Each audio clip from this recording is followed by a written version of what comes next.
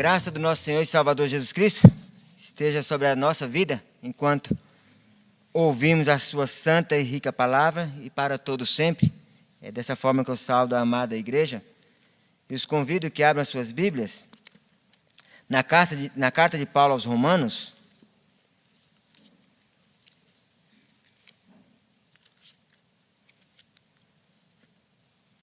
Romanos capítulo 3, dos versos 9 a 20.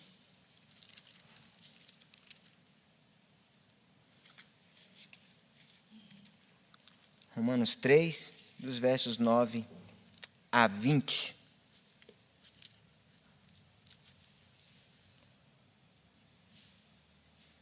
A palavra de Deus diz dessa forma: que se conclui? Temos nós qualquer vantagem? Não, de forma nenhuma, pois já temos demonstrado que todos, tanto judeus como gregos, estão debaixo do pecado, como está escrito: não há justo, nenhum sequer, não há quem entenda, não há quem busque a Deus. Todos se extraviaram, a uma se fizeram inúteis, não há quem faça o bem, não há nenhum sequer. A garganta deles é sepulcro aberto, com a língua urdem engano, veneno de víbora está nos seus lábios. A boca eles a têm cheia de maldição e amargura, são seus pés velozes para derramar sangue. Nos seus caminhos há destruição e miséria. Desconheceram o caminho da paz. Não há temor de Deus diante de seus olhos. Ora, sabemos que tudo o que a lei diz aos que vivem na lei, o diz para que se cale toda a boca e todo mundo seja culpável perante Deus, visto que ninguém será justificado diante dele por obras da lei, em razão de que pela lei vem o pleno conhecimento do pecado. Carta de Paulo aos Romanos, capítulo 3, dos versos 9 a 20. Vamos orar? Eterno Deus, amado Pai, somos gratos a Ti pela oportunidade e privilégio de estarmos na Tua casa de oração. Que o Senhor ilumine as nossas vidas, o nosso pensamento, através do Teu Santo Espírito, para que possamos compreender a Tua palavra, mas que principalmente coloquemos em prática dia após dia. Que o Senhor nos conduza conforme a Tua vontade, conforme o Teu querer, como instrumentos em Tuas mãos. É o que nós te pedimos e te agradecemos em nome de Jesus. Amém. Meus irmãos, a maioria de nós tem uma imagem de nós mesmos que é um pouco diferente da realidade. Podemos sentir que somos mais gordos ou mais magros do que realmente somos. Outros podem acreditar que são mais inteligentes, ou talvez até menos inteligentes do que realmente são. Essa é uma autoimagem enganosa, que também entra na visão espiritual. A maioria, se não todos nós, acreditamos que somos bem-sucedidos espiritualmente. Que olhamos para a nossa vida espiritual e achamos que somos o máximo, ou estamos em um patamar muito bom acima de outros. Queremos pensar que estamos em forma espiritualmente. E essa não é apenas uma situação que é verdadeira entre os membros da igreja, mas quase todas as pessoas que existem ao nosso redor têm a ideia de que tudo está bem em seu coração. Infelizmente, isso simplesmente não é verdade. Esses versículos que nós lemos nos contam tudo sobre o homem quando ele se olha em seu espelho. Todos os dias olhamos para uma pessoa na nossa casa, quando aparecemos no espelho e achamos que estamos mais gordos. Eu não sou tão narigudo como dizem. Eu não sou tão assim como falam. Mas coloque nesse espelho a palavra pecador. E toda vez que você olhar para o seu espelho, você enxergue: eu sou um pecador. Aí você vai estar vendo a realidade de todos nós. Somos pecadores. Paulo ele acabou de dizer aos seus leitores que tanto os imorais quanto os morais pagãos são condenados diante do Senhor. Então ele lhes diz que os judeus morais e imorais também estão condenados. Agora ele está dizendo a eles que todo homem, não importa quem ele seja, é um pecador aos olhos de Deus. E Paulo ele começa resumindo sua acusação aqui no verso 9, dizendo: e então, somos melhores que eles? Ou seja, que se conclui, temos nós qualquer vantagem? E ele responde: de jeito nenhum, pois nós já acusamos que judeus e gregos estão todos sob o pecado. E isso parece que Paulo ele está se contradizendo nesse versículo 9. Porque se nós olharmos o que ele disse no versículo 1, ele vai dizer no versículo 1 do capítulo 3 assim: qual é, pois, a vantagem do judeu? Ou qual a utilidade da circuncisão? Aí o verso 2 ele vai dizer: muita, sob todos os aspectos, principalmente porque aos judeus foram confiados os oráculos de Deus.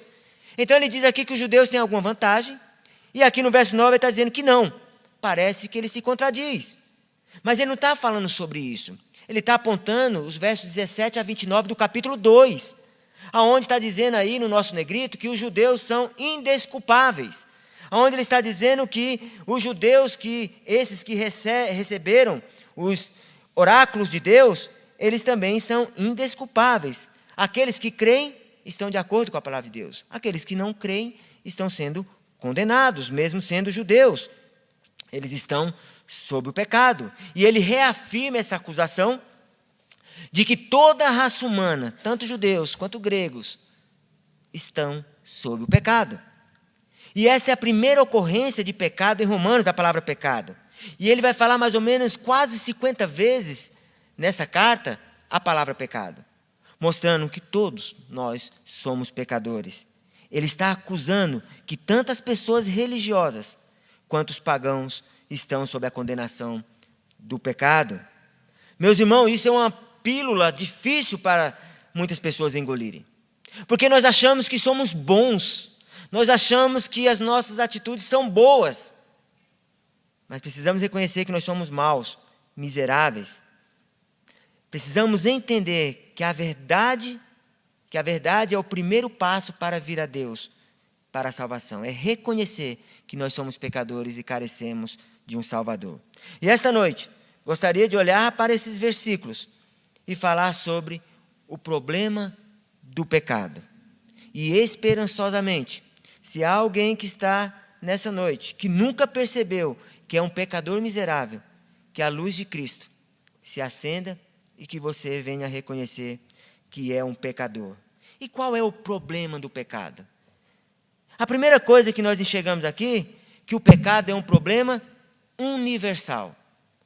Os versos 9 a 10 vai dizer dessa forma: que se conclui, temos nós qualquer vantagem? Não, de forma nenhuma, pois já temos demonstrado que todos, tanto judeus como gregos, estão debaixo do pecado, como está escrito: não há justo nenhum sequer. O pecado ele é um problema universal, atinge todas as raças. Paulo nos diz que o pecado é um problema que afeta tanto o judeu quanto o grego, independentemente da cor da sua pele, você é um pecador. Ninguém está isento da mancha do pecado. O homem branco, o homem preto, o homem vermelho, o homem marrom e o homem amarelo são todos pecadores aos olhos do Senhor. Isso é um problema universal, não tem como escapar. Atingiu todas as raças, também atingiu todas as religiões. Paulo nos diz que o judeu e o pagão são ambos pecadores. Não importa quão dedicados somos à nossa religião. Se nós não reconhecermos que somos pecadores e carecemos de um Salvador, de nada funciona, de nada tem valia. Somos pecadores aos olhos de Deus. Observe as palavras, que se conclui? Nós somos melhores do que os judeus? Ou nós somos piores do que os gentios? Me explica isso. Paulo diz aos seus leitores cristãos que eles não são diferentes de ninguém. Nós não somos melhores que ninguém. Nós somos privilegiados, porque Deus nos salvou. Mas continuamos pecadores, pecadores redimidos. E muitas vezes nós deixamos de reconhecer que ainda somos pecadores. E batemos no peito, achando que somos o máximo. Todos os homens são pecadores. Não há como escapar dessa terrível verdade. Muitos têm a ideia equivocada de que acreditar fortemente em sua religião tem o poder de remover pecados. Alguns pensam que a sinceridade é a chave para remover o pecado. No entanto, a verdade é que ninguém jamais foi salvo pela religião ou pela sua sinceridade. Você pode acreditar sinceramente em qualquer coisa que quiser e ainda estar sinceramente errado se você não reconhecer que você é pecador. Está sendo enganado por si mesmo e está indo para o inferno. Atinge todas as raças. Também atinge toda a justiça. Olha, o verso 10 vai dizer que, como está escrito, não há justo nenhum sequer. O problema do pecado é que ele atinge a nossa justiça. Aqui está a acusação de Deus ao pecador. Ele olha para eles e diz, e olha para nós dizendo que nenhum homem tem a capacidade de produzir justiça. E de fato, a Bíblia nos diz que o melhor que podemos produzir na carne são trapos de imundícia aos olhos de Deus, conforme Isaías 64, verso 6. O melhor que nós podemos produzir são trapos de imundícia. E não mais do que isso. O melhor que podemos fazer nunca será bem o suficiente. O problema com essa ideia é que Jesus disse que tínhamos que possuir justiça perfeita para entrar no céu.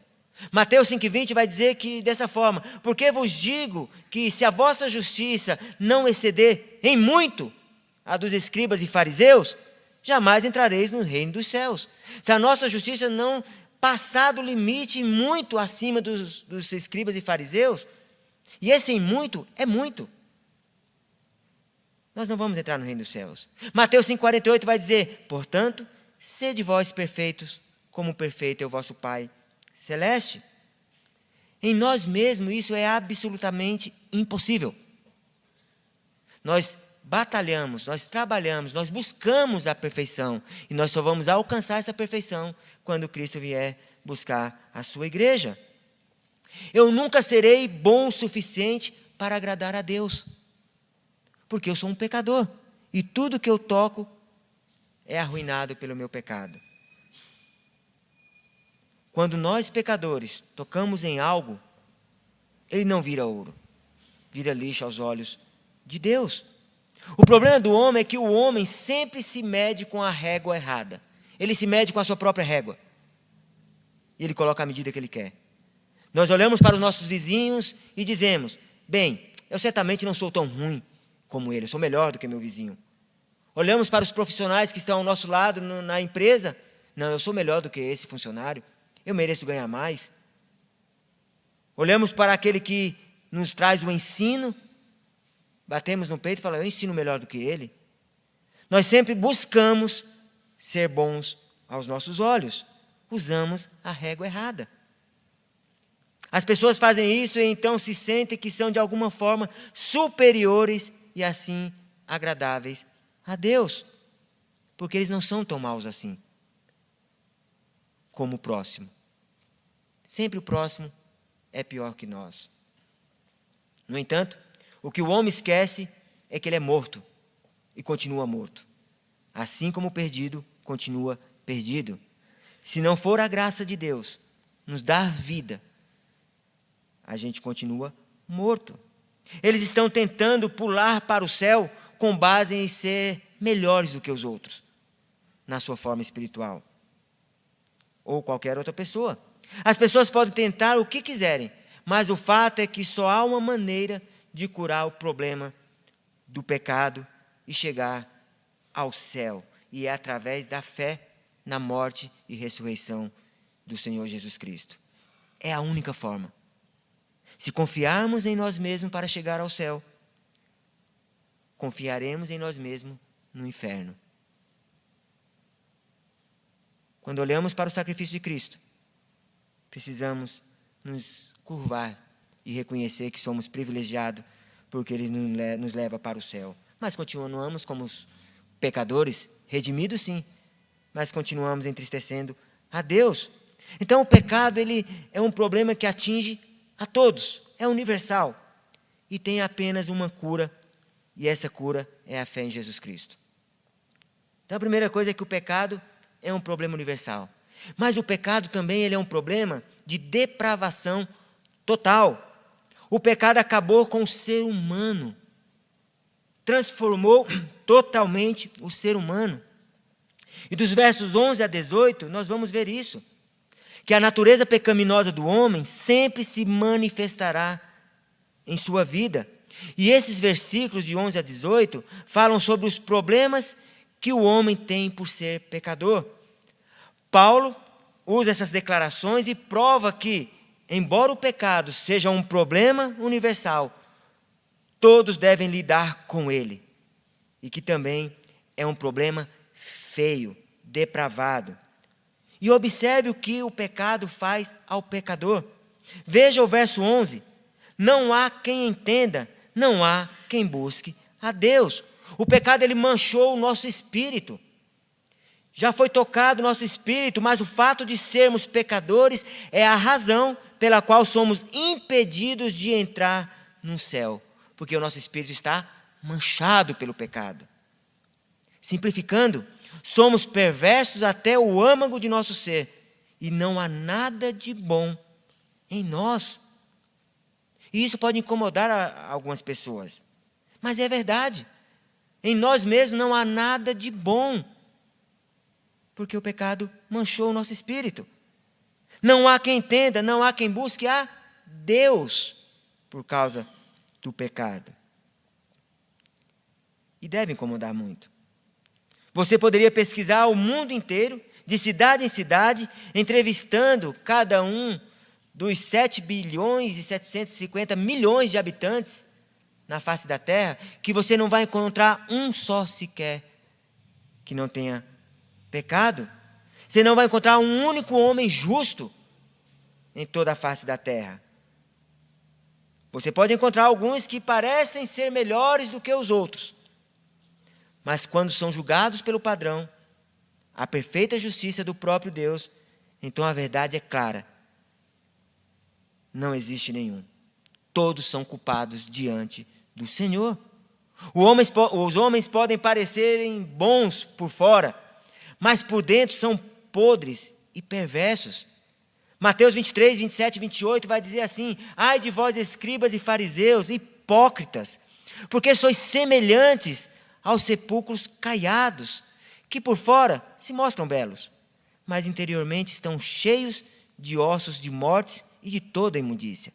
Assim também vós exteriormente pareceis justos aos homens, mas por dentro estáis cheios de hipocrisia e de iniquidade. O pecado ele manchou o nosso espírito, mas também o pecado manchou nossos sentidos. Nós não compreendemos nada. Não há quem entenda. Nós não conseguimos entender. E esses versículos ensinam a terrível verdade que o pecado embotou nossas mentes para a verdade de Deus. Ficou embaçado. Não compreendemos. Virou uma noda o pecado na nossa vida. Não podemos entendê-lo e não há uma única pessoa neste mundo que buscará a Deus se for entregue a si mesmo. Ninguém simplesmente decide ir atrás de Deus. Quando uma pessoa começa a ter fome do Senhor, é a obra de Deus através do Santo Espírito. É o Santo Espírito que já moveu o coração dessa pessoa para que ele reconheça que é um pecador e ele carece de Deus. Por isso que ele vai buscar a Deus, porque há um toque do Espírito. Efésios 2:1 vai dizer que ele nos deu vida, estando vós mortos nos vossos delitos e pecados. Enquanto estávamos nos nossos delitos e pecados, o Senhor já nos deu vida, nos incomodou e disse: venha me buscar. Mas se depender de nós mesmos, nós não vamos buscar a Deus. Até que o Senhor vivifique o seu coração e crie uma fome do homem por Deus, você não vai em busca de Deus. Porque o pecado nos deixou com danos cerebrais e espirituais. Manchou o nosso espírito, manchou o nosso entendimento, manchou os nossos sentidos, mas também o pecado ele manchou as nossas atitudes. Olha o verso 12. Todos se extraviaram, a uma se fizeram inúteis. Não há quem faça o bem, não há nenhum sequer. O pecado ele manchou nossas atitudes de uma forma tal. E esse versículo faz a acusação de que todos os pecadores são rebeldes e inúteis para o Senhor. Todos. É a mesma ideia que é mencionada lá em Isaías 53, verso 6. Todos nós andávamos desgarrados como ovelhas, cada um se desviava pelo caminho, mas o Senhor fez cair sobre ele a iniquidade de nós todos. E também o que é retratado na parábola da ovelha perdida. A imagem de que é alguém que é inutilizável para o Senhor. É forte essa palavra, ser inútil. E mesmo nós que somos salvos, ainda continuamos sendo inúteis para o Senhor. E isso precisa estar bem explicado. A humildade nos mostra que somos inúteis quando olhamos a grandeza do Senhor, que tudo que fazemos para o Senhor ainda deixamos a desejar e desejar muito. Está aquém daquilo que podemos fazer. O pecado não apenas emboltou nossas mentes, mas danificou o nosso espírito, mas também sujou os vasos. Deus não usa vaso sujo. É inútil um vaso sujo. Deus ele quebra esse vaso e faz um vaso novo. Ele usa o mesmo material, mas modifica as atitudes. Modifica as nossas atitudes. É por isso que ele diz que não há quem faça o bem. Podemos ser tentados a discordar dessa afirmação. Afinal, certamente há uma diferença entre Madre Teresa de Calcutá, que passou muitos anos trabalhando entre os intocáveis da Índia, com toda a humildade, e comparar com Hitler, Stalin, Saddam Hussein, pessoas que fizeram mal, tiraram vidas, colocou pessoas na miséria, um sofrimento incalculáveis. Mas se não há um encontro com Jesus, mesmo as atitudes boas de uma pessoa, ou atitudes ruins de outras, todos vão para o inferno.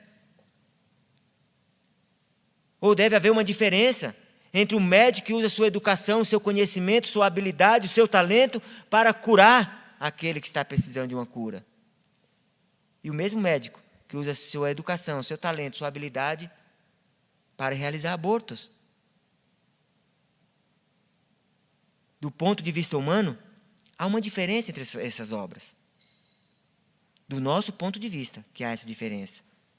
Mas do olhar de Deus, não há diferença alguma. Se não reconhecer que é pecador, se não colocar sua fé em Cristo, se Deus não chamar, vai para o inferno. Deus olha para todas as nossas obras, como elas aparecem ao lado de sua justiça.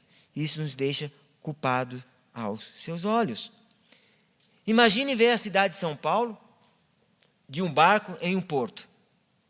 Seria fácil ver a diferença nos prédios. Alguns baixos, alguns médios, outros bem altos. A gente consegue ver essa diferença. Agora vá para um avião. Se você consegue ver essa diferença. E muitas vezes nós estamos em um avião achando que nós estamos mais altos do que todos os seres humanos da face da terra. Mas muitas vezes nós estamos abaixo de muita gente. Tem muita gente mais piedosa do que nós. Tem muita gente mais que agrada mais o Senhor com as suas atitudes do que nós. Mas o Senhor está falando que não há um justo sequer. E isso é tudo questão de perspectiva.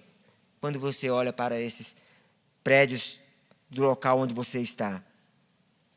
Infelizmente, a perspectiva do homem não contará para nada quando chegar a hora de enfrentar o julgamento pelos pecados. Aquele que enxerga São Paulo em um navio e aquele que enxerga em um avião não vai fazer diferença alguma, enquanto você não reconhecer que é pecador e carece da misericórdia de Deus.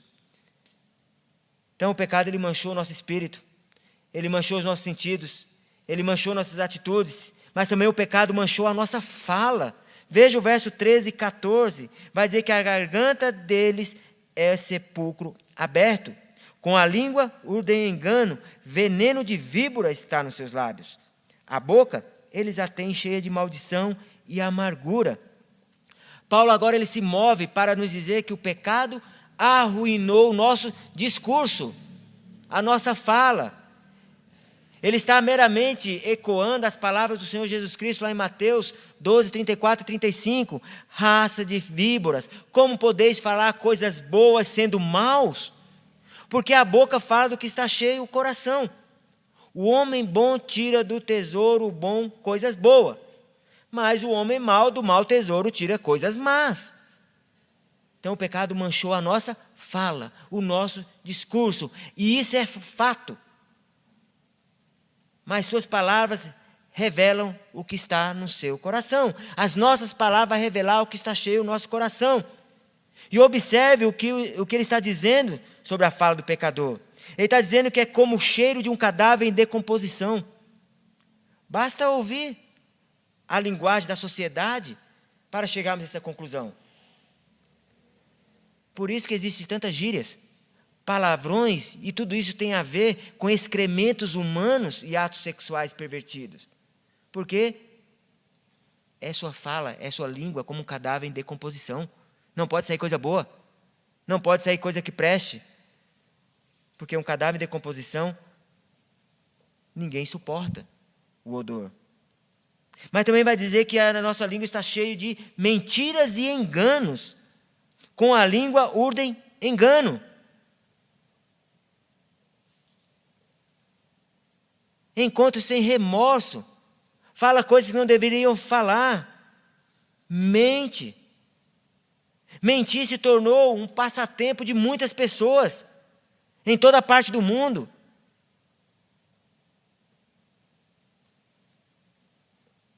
No Planalto, a mentira. No Congresso Nacional, a mentira. Na Justiça, a mentira. Na vizinhança, a mentira. Nas escolas, a mentira. Nas empresas, a mentira. Nas ruas, a mentira. Nas nossas casas, a mentira. Até nas igrejas tem pessoas mentirosas. E isso é outra indicação que o homem é um pecador perverso. Mas ele fala mais sobre a língua. Vai dizer que é como um veneno mortal. Vai dizer que é veneno de víbora está nos seus lábios.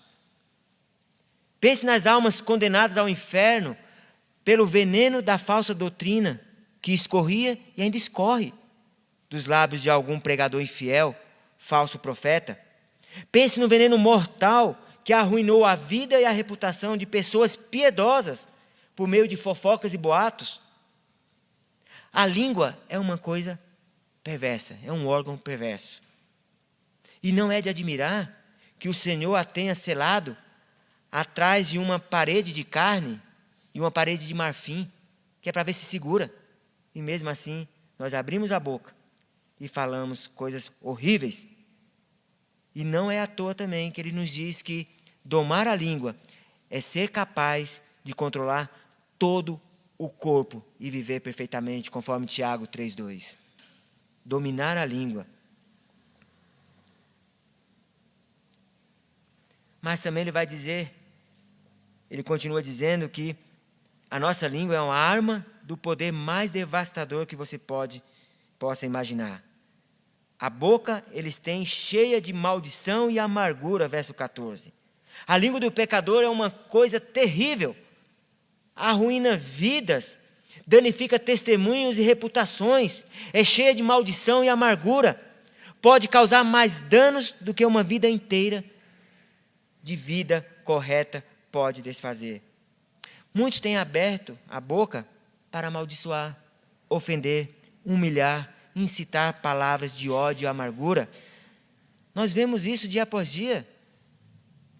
Brigas, discussões bobas, fúteis, aonde a língua traz tudo aquilo que o coração está cheio. Eu não sei como você tem usado a sua língua, mas eu sei que como você fala, revela a condição do seu coração. Lembre-se dessas palavras do Salvador, Mateus 15:18, mas o que sai da boca vem do coração, e isso é que contamina o homem. Mas ele continua dizendo aqui dos versos 15 a 17, que o pecado também manchou os nossos passos. Agora ele passa para os nossos pés. Olha o verso 15, são os seus pés velozes para derramar sangue. Nos seus caminhos há destruição e miséria. O pecado manchou os nossos passos, meus irmãos. Agora Paulo nos diz que a influência do pecado em nossas vidas nos fez ser extraordinariamente cruéis e perversos na maneira como andamos. E observe que ele diz isso sobre o coração pecaminoso. Nós somos rápidos em derramar sangue. O pecador ele é rápido em derramar sangue. Isso fala de assassinato. E não é preciso ir além das estatísticas sobre questão de aborto, como a gente já mencionou aqui. Eu estava lendo um artigo lá norte-americano, lendo sobre isso, que desde 1973, mais de 30 milhões de crianças foram assassinadas legalmente nos Estados Unidos. Isso é mais de 10 vezes o número total de mortos em todas as guerras da história americana, desde a Guerra Revolucionária até a Operação Tempestade no Deserto. Segundo as estatísticas desse mesmo artigo que eu estava lendo, durante o século XX, morreram 2 vezes mais cidadãos americanos por assassinato do que em todas as guerras juntas. Um pesquisador concluiu, nesse mesmo artigo, que uma criança nascida na década de 1980, nos Estados Unidos, tinha mais chance de ser assassinada do que um soldado americano de ser morto em uma batalha da Segunda Guerra Mundial. Então nós somos culpados, porque nós temos pés velozes para derramar sangue. Verso 16 vai dizer que há destruição e miséria, as pessoas estão cada vez mais brutais. Paulo diz que destruição e miséria estão em seus caminhos. Atropela todo mundo, quem estiver na minha frente eu atropelo. Se for um chefe da empresa que eu trabalho, eu atropelo ele para que eu possa subir no cargo. Eu puxo o famoso tapete. Eu não ajudo mais o meu vizinho com uma colher de sal, uma colher de açúcar. Eu fecho os meus portões para que não me incomodem. E a hora que eu saio, eu nem olho se ele está lá fora. Porque nos meus caminhos estão destruição e miséria. Ou seja, à medida que as pessoas passam pela vida, elas são culpadas de pisar umas nas outras para conseguir o que querem. Muitas vezes, vidas são perdidas ou danificadas permanentemente por pessoas que são simplesmente brutais na forma como vivem. Veja como está a sociedade. Mata-se por causa de um celular. Mata-se por causa de R$1. Mata-se por causa de uma batida de trânsito. Mata-se por tantas coisas fúteis.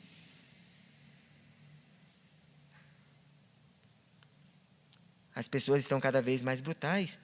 O verso 17 vai dizer que as pessoas realmente não querem viver em paz. Olha o verso 17. Desconheceram o caminho da paz. Não querem viver mais em paz. Basicamente, as pessoas só querem ter o seu próprio caminho. Eles não se importam com os direitos dos outros e não vão parar por nada até alcançar seus próprios objetivos e sonhos. Não importa o que eu faço, não importa os meios.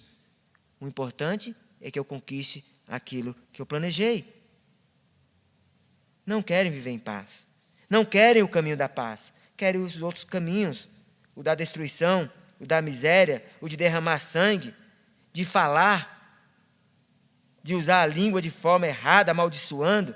Não querem buscar a Deus, porque não há um justo sequer. Mas por que acontece tudo isso? O verso 18 vai nos mostrar. Porque não querem temer a Deus. O pecado manchou a nossa visão. Olha o verso 18: não há temor de Deus diante de seus olhos. Se os nossos olhos, se a nossa visão está manchada, não tem como a gente enxergar essas coisas. Por isso que fazem. Porque não há temor de Deus diante de seus olhos. E essa última acusação contra o pecador nos diz que a humanidade não possui temor de Deus. É por isso que ele é capaz de fazer todas essas outras coisas que nós falamos. Todas essas atitudes. O seu corpo está disposto a fazer as coisas que não agradam a Deus, através da língua, através do seu andar, através da sua fala, através da forma que ele escolhe os seus caminhos, porque não teme a Deus. Por isso que ele faz essas coisas com facilidade. E é por isso que ele é capaz de viver da forma que vive. Simplificando, os homens simplesmente não temem ao Senhor. E Deus já disse à humanidade o que acontece ou acontecerá como resultado dos seus pecados. O homem que escolhe viver nos seus próprios caminhos, não crer na palavra de Deus, ele vai para o inferno. Se ele não reconhece que Deus existe, se ele não quer se importar com esse Deus, que é o que nós chamamos muito de ateísmo prático, e esse tipo de pessoa sabe que existe um Deus. Ele sabe que existe também um inferno. Ele sabe que precisa viver para o Senhor. Mas para viver para o Senhor, eu preciso deixar todas essas outras coisas que me agradam. Eu não quero deixar de fazer aquilo que eu estava fazendo. E se eu quero servir ao Senhor, eu preciso ter uma mudança de vida. No entanto, ele escolhe viver a sua vida do seu jeito. Viver como se não houvesse Deus. Isso liberta ele de qualquer restrição em seu comportamento e permite que ele faça o que quiser, da forma que quiser, a hora que quiser, pois não há quem o impeça. Antes, quando falava em assalto, essas coisas, você pensava só de noite. Você fechava o seu portão, soltava os cachorros, verificava novamente se a chave estava virada na sua porta. Hoje, meio-dia, 10 horas da manhã, 9 horas da manhã, 7 horas está indo para trabalhar, o pessoal está assaltando, está roubando. Não tem mais horário. Vive do seu jeito. E Deus tem um nome para pessoas assim. Pessoas que não reconhecem Deus, que falam que Deus não existe. Salmo 14, 1 vai dizer assim: diz o insensato no seu coração, não há Deus. Corrompem-se e praticam abominação. Já não há quem faça o bem. Do céu olha o Senhor para os filhos dos homens, para ver se há quem entenda, se há quem busque a Deus. Todos se extraviaram e juntamente se corromperam. Não há quem faça o bem, não há nenhum sequer. É o Salmo 14, 1 que Paulo está falando aqui, dos versos 10 ao 18. Não há nenhum justo sequer. É o temor de Deus que motiva os homens a virem a Jesus Cristo para a salvação. É o temor de Deus que motiva o cristão a viver para Deus. O temor é uma força saudável para a justiça. E se esse temor nasce de Deus, nós vamos ter desejo de agradar a Deus. Então, meus irmãos, o pecado é um problema universal. O pecado, ele é um problema de depravação total. Terceira e última coisa, é que o pecado é um problema inesquecível. E o verso 19 e 20 vai nos mostrar isso. O verso 19 vai dizer assim: ora, sabemos que tudo o que a lei diz aos que vivem na lei, o diz para que se cale toda a boca, e todo mundo seja culpável perante Deus, visto que ninguém será justificado diante dele por obras da lei, em razão de que pela lei vem o pleno conhecimento do pecado. Então o pecado é um problema inesquecível, você não consegue esquecer. Quando você olha para a lei, você fala: pequei, errei. Não sei se foi só eu aqui, ou talvez alguns irmãos, quando você toma uma multa, que você não viu o radar, tomei a multa. Qual é o resultado? Daqui a alguns dias está lá o boletim, lá, a fotinha, né? Como diz um professor meu, ele diz que ele não gosta de paparazzi. Ele fala, é ruim ser artista, ser professor. Ele chegou com umas 10 multas. Olha, tiram foto de mim, eu nem percebo. Né? Esses paparazzi ficam tirando foto aí no meio da rua e a gente nem percebe, só percebe alguns dias depois, quando vem o resultado. Né? Mas por quê? Porque a lei diz, passe a essa velocidade nesse local. Quando você passa acima da velocidade, você fala, errei. Então a lei nos mostra que o pecado ele é um problema inesquecível. O pecado do homem é declarado pela lei. É na lei que a gente reconhece que somos pecadores. E que somos incapazes de cumprir a lei. E aí nós reconhecemos que Jesus Cristo morreu na cruz para cumprir essa lei. Que Jesus Cristo entregou a sua vida para fazer aquilo que era impossível ao homem. Que Jesus Cristo morreu, ressuscitou, para que nós possamos enxergar quem nós somos, saber quem Ele é e nos entregarmos a Ele.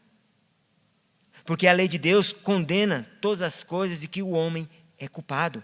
O homem é condenado pela lei. Nós que somos escolhidos de Deus, salvos, nós não somos mais condenados por essa lei. Porque Jesus pagou essa condenação na cruz do Calvário. A lei ela tem capacidade de nos mostrar quão iníquos realmente somos. J.B. Phillips disse dessa forma, é a régua da lei que nos mostra o quão tortos somos. É a régua da lei que nos mostra o quão tortos somos. Ninguém pode olhar para a palavra de Deus e perder a verdade do que Paulo está dizendo. Basta lembrar as palavras de Cristo no Sermão da Montanha. Se você for lá no Sermão da Montanha, do capítulo 5, dos versos 17 a 48, ali você vai enxergar a palavra de Deus que nos mostra quão miseráveis realmente somos e quanto o Senhor nos ama. Mas também o pecado do homem é condenado pela lei. O verso 19 vai falar que o pecado do homem é declarado pela lei. O verso 20 vai mostrar que o pecado do homem é condenado pela lei. Veja o verso 20. Visto que ninguém será justificado diante dele por obras da lei, em razão de que pela lei vem o pleno conhecimento do pecado. Paulo vai dizer que ele só conheceu a cobiça porque a lei diz, não cobiçarás. Então, a condenação vem por causa da lei. Deus deu a lei ao homem como uma ferramenta. Foi dado para mostrar ao homem que ele é um pecador e para conduzir o homem a Jesus. Então, quando o homem olha para a lei e vê a incapacidade de cumprir, ele corre para Jesus. Gálatas 3:24 vai dizer que a lei nos serviu de aio para nos conduzir a Cristo, a fim de que fôssemos justificados por fé. Gálatas 3:24. E aqui está dizendo, visto que ninguém será justificado pelas obras da lei, mas pela lei você vai saber o pleno conhecimento do pecado. Na lei, ela vai mostrar a condenação do pecado. Se a lei tinha um propósito, e esse propósito é nos mostrar que somos culpados. A lei, meus irmãos, é como um espelho. Lembra que eu falei no início? É como um espelho. Tiago 1:23-25 vai dizer assim, porque se alguém é ouvinte da palavra e não praticante, assemelha-se ao homem que contempla no espelho o seu rosto natural, pois a si mesmo se contempla e se retira, e para logo se esquece de como era a sua aparência. Mas aquele que considera atentamente na lei perfeita, lei da liberdade, e nela persevera, não sendo ouvinte negligente, mas operoso praticante, esse será bem-aventurado no que realizar. Esse espelho, ele pode mostrar, quando você olha no espelho, ele vai te mostrar que seu rosto está sujo. Mas ele não pode ser usado para limpar o seu rosto. Ele só vai apontar para você, vá até o lavatório e lave o seu rosto. É só isso que ele vai fazer. Ele não pode lavar o seu rosto. Você não pega o espelho e esfrega no seu rosto para limpar, mas ele mostra que seu rosto está sujo e precisa estar limpo. O espelho está lá para nos apontar que temos que buscar água para lavar o nosso rosto. Assim é com a lei. A lei não pode nos limpar, mas pode criar em nós uma sede e fome por aquele que pode nos limpar, o Senhor Jesus Cristo, que é a fonte de água viva. A lei, ela nos aponta para Cristo. Se você estiver olhando para a lei e ela não estiver apontando para Cristo, ou você está com miopia, ou você está vendo uma lei errada. Porque ela tem que apontar para Cristo. Esse é o propósito da lei. Olhar para a lei, ela não vai te salvar. E ela não pode te salvar. Viver a lei, ela também não pode te salvar. A única coisa que pode salvar o pecador é Jesus Cristo, através da fé. E essa fé não vem de nós, é dom de Deus. Pela lei simplesmente não vai funcionar. Você pode olhar para ela, você pode viver essa lei, mas ela não vai trazer salvação. A Bíblia é clara nesse ponto. Diz lá em João 3,7, você tem que nascer de novo. E como eu já citei, Efésios 2, 8 e 9, porque pela graça sois salvos mediante a fé. E isso não vem de vós, é dom de Deus, não de obras, para que ninguém se glorie achando que é bom. E aí eu volto no início. Você olha para você mesmo e fala, eu sou bom. Eu não sou tão ruim como fulano de tal, como o vizinho. Concluindo, meus irmãos, a conclusão de tudo isso é cristalina. Somos todos pecadores diante do Senhor. Há uma solução para os nossos pecados e não será encontrada em fazer coisas boas ou em ser uma boa pessoa. Nós só temos atitudes boas quando Cristo entra no nosso coração. Quando somos achados por Deus. Porque nós estávamos perdidos e Deus nos achou, nos trouxe para perto de si. E quando somos achados por Deus, pelos méritos de Cristo, continuamos sendo inúteis, mas redimidos pela graça do Senhor. Não seremos uma pessoa boa, mas teremos atitudes boas por causa de Cristo. Cristo nos leva a ter atitudes boas, obras boas, mas não são obras nossas que nos levam ao céu. Será encontrada apenas em um relacionamento pessoal e íntimo com o Senhor Jesus. E eu faço essa pergunta para nós essa noite, para todos nós. Você é salvo pela graça através da fé?